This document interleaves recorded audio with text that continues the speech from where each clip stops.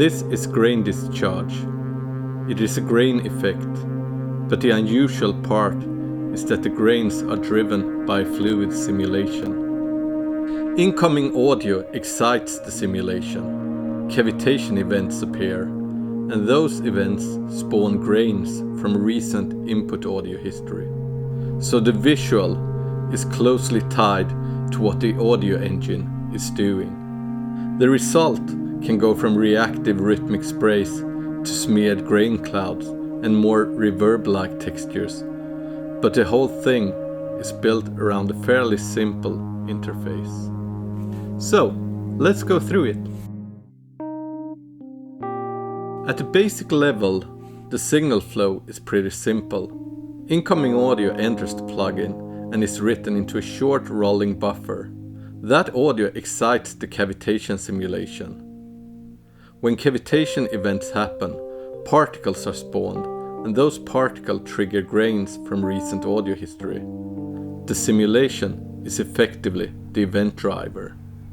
It influences when grains appear, how forcefully they appear, how they move, and a lot of the character you hear.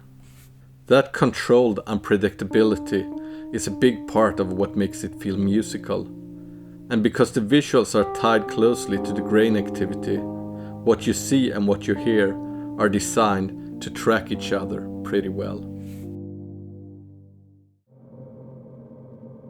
Input gain controls how hard the incoming audio drives the simulation. Higher input means more energy going into the system, which means more cavitation activity and more grain event. Mix crossfades between dry input and grain output, but at fully down the grain engine effectively idles, so the simulation settles. As you bring mix up, the cavitation-driven layer becomes active again and starts shaping what you hear. So in practice it behaves like more than a normal dry-wet control, even if the results at the output is still a crossfade. And output gain sets the final output level.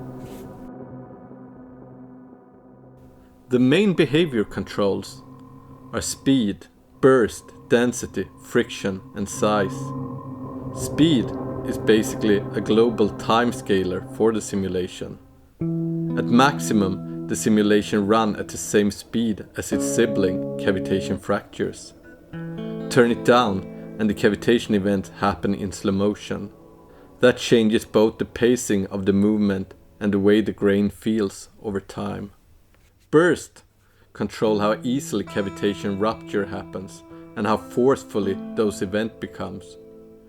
It affects timing, impact, and spray-like character of the grain triggering. Density control how dense the grain result becomes once events are already happening. Higher density increases overlap and fill, moving from sparse sprays towards fuller clouds. A simple way to think about it is, burst is about trigger energy and rhythm. Density is about texture thickness after triggering. Friction controls damping in the simulation. Lower friction gives you more movement, more turbulence, and a livelier spread.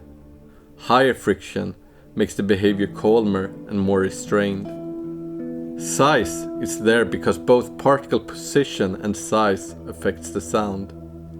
So this shifts the grain and particle scale behavior in a way that changes how broad and tight the texture feels.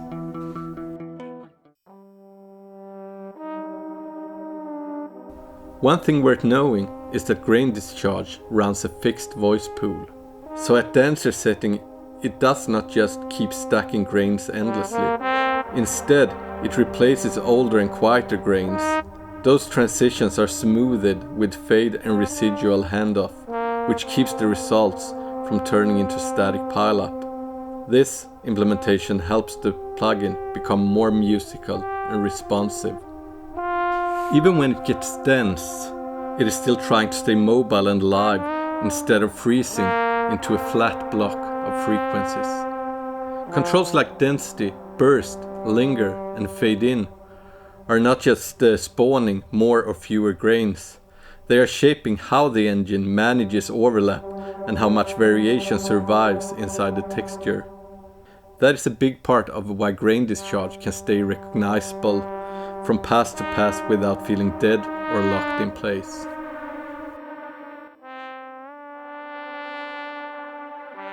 Fade in controls how smooth the grain comes in. Higher values smooth the onset and reduce transient bite.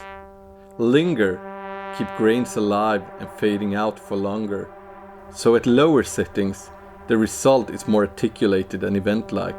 At higher settings, the grains overlap more and the sounds turn into something more smeared, cloud-like, or almost reverb-like. These controls also interact with the voice pool behavior, so they shape not just the grain envelope, but the way the texture and the simulation breathes over time.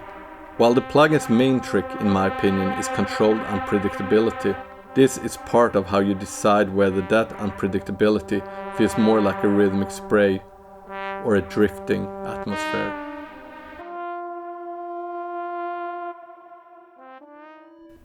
Pitch controls the distribution of pitch families assigned to newly spawned grains. Those families are discrete: bass, sevenths, and octave. At the lowest setting, almost all grains stay at the bass pitch. As you move upward, sevenths start appearing.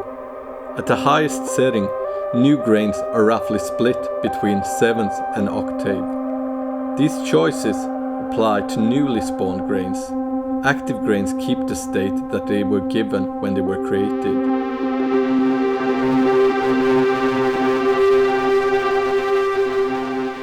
This helps the cloud feel more organic over time and make the control movement much smoother sound-wise. Detune controls the pitch spread around those assigned targets up to about plus or minus 100 cents.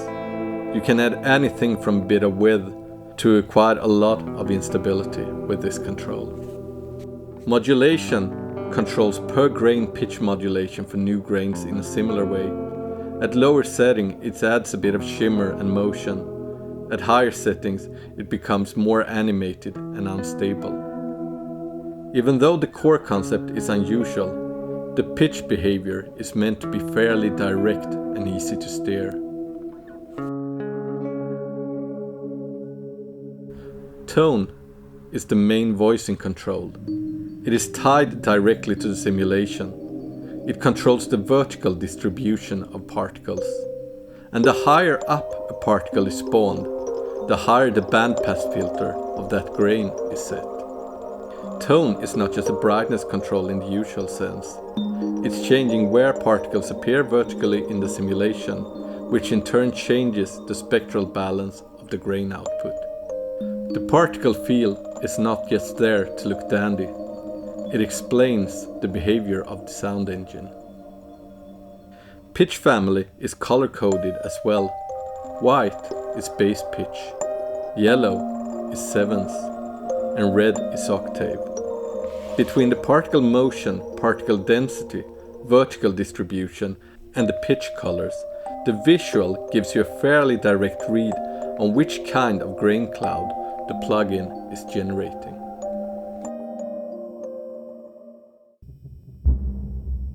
There is also a randomize button. It randomizes most parameters while leaving the core gain structure intact. It is a quick way to find different characters to tweak.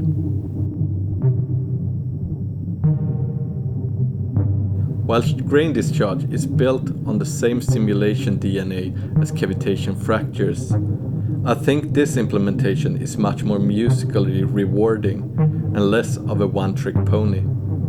It is still quirky, and it eats quite a lot of CPU, but I do think it earns that. And because the output already has a lot of motion and details, it also works well put into other effects afterwards. So that is Grain Discharge, a cavitation-driven granular effect where the simulation is not just a visual idea, but the thing actually driving the grain behavior. It does not do the exact same thing twice, but it also does not feel random for the sake of it. There is enough variation to keep it alive and enough consistency that you can learn how to control it.